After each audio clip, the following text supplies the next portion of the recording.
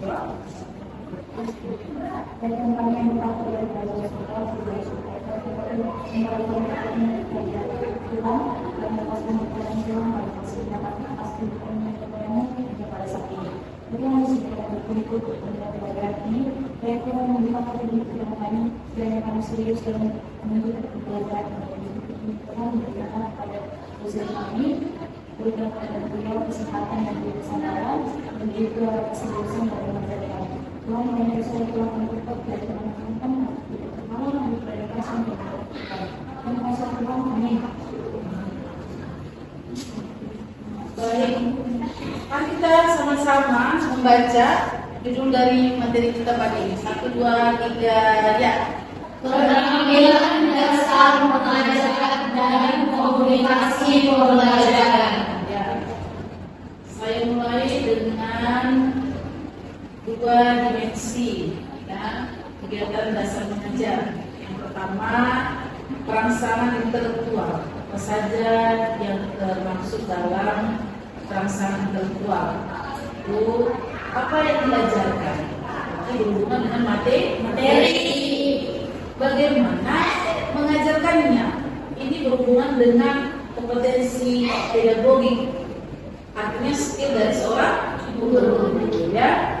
Mampu mengkomunikasikan dengan jelas isi materi secara akurat dan tuntas, mampu menganalisis, mengintegrasi, menerapkan dan mengevaluasi informasi, mampu mengorganisir mata kuliah atau mata pelajarannya. Dimensi yang kedua, teknik berbicara, cara guru berbicara. Jadi berbicara itu pun harus memiliki teknik.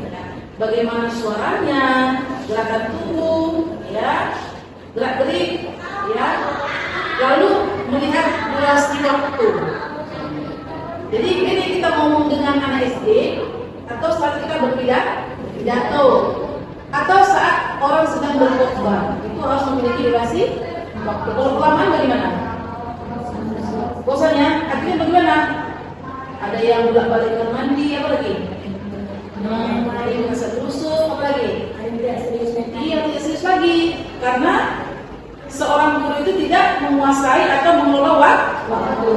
Lalu yang terakhir, ketika kita berbicara, kita memusatkan pusat perhatian dalam perilaku mengajar kita. Ya, ini ada dimensi yang kedua, ada juga profesional, instruksional, interaksional, visionalis. Saya ambil satu contoh, bagaimana guru yang interaksionalis, bersemangat dia, ya, lalu menghargai pendapat orang lain, lalu komunikasi, lalu mampu memecahkan masalah. Ya. Saudara, teknik pengembangan materi ajar, seorang guru mampu menyusun, mengadaptasi, merevisi, mengadopsi dan menerjemahkan. Kemudian konsep-konsep ilmiah.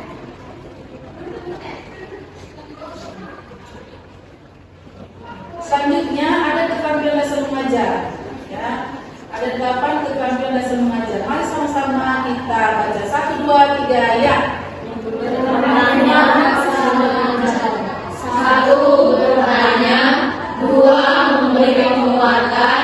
3. Mengadakan variasi. 4. Membimbing diskusi kelompok kecil. 5. Menjelaskan. 6. Membuka dan menutup pembelajaran. 7. Mengelola kelas. 8. Mengajar kelompok kecil dan perorangan. A few moments later. Ini kita masuk pada pembelajaran kita yang pertama, yaitu mengenai pembelajaran IPA. Namun sebelum itu, untuk kehadiran kita hari ini mungkin yang tidak hadir ada 3, ya.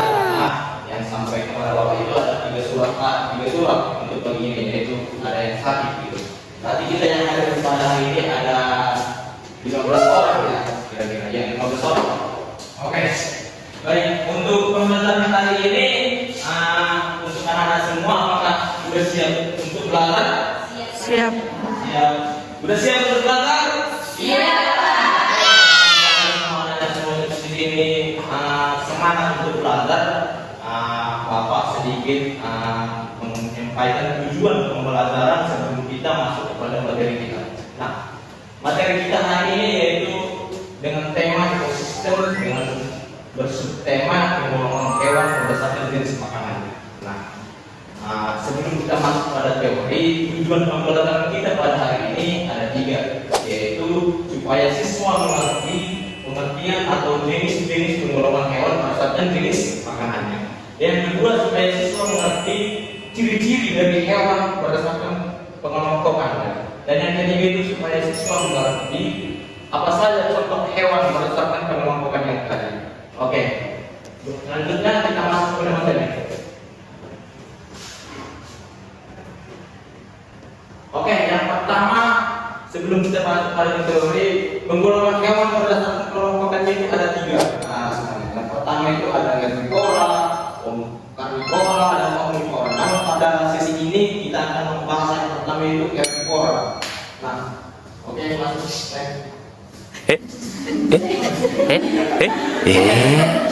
One eternity later. Oke, baik. Sebelumnya kita masuk pada herbivora. Herbivora itu berasal dari kata herbivor. Artinya pemakan tumbuhan. Maka hewan herbivor ini disebut dengan hewan pemakan tumbuhan.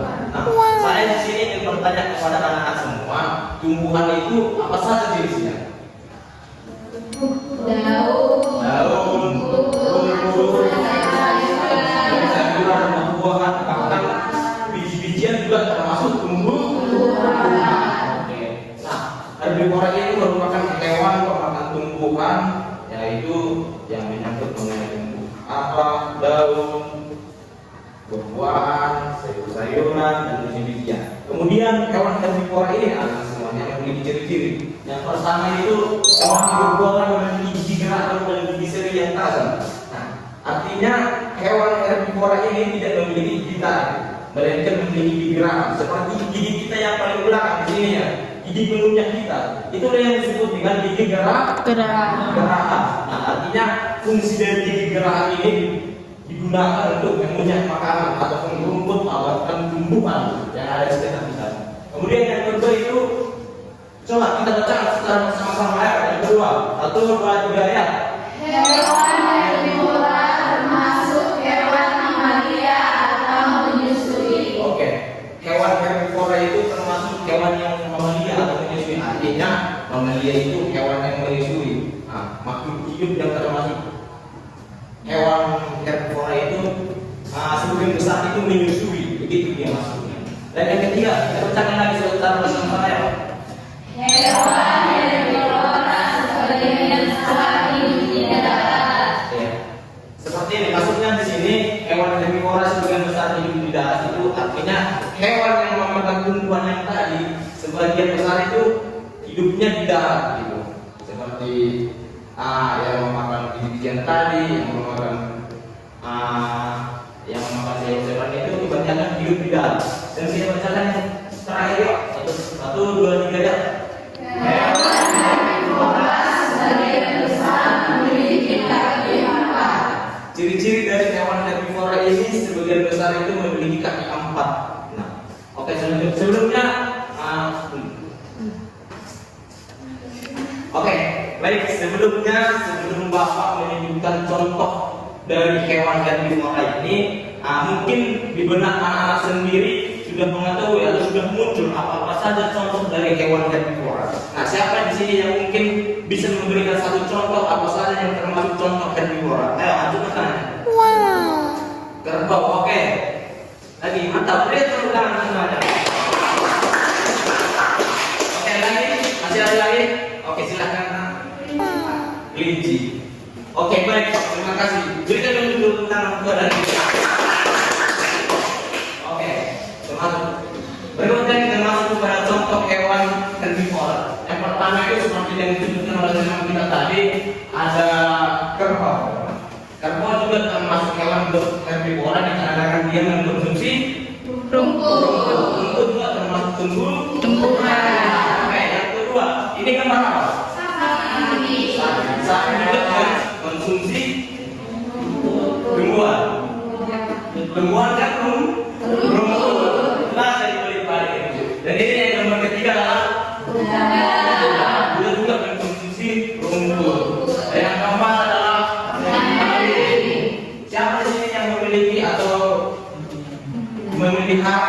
kambing atau hewan-hewan yang ada di depan ini? Atau tetangganya pernah gitu dilihat tetangganya lagi memberikan makan hewan seperti ini? Tidak ada. Oke. Bapak juga ingin bertanya di sini sebelum kita masuk kepada materi sebelumnya, di antara 4 contoh hewan herbivora yang tadi, mungkin ada tambahan lagi hewan herbivora yang ada di benak kalian selain hewan ini, atau ada hewan lain yang mungkin termasuk hewan herbivora? Gak ada lagi?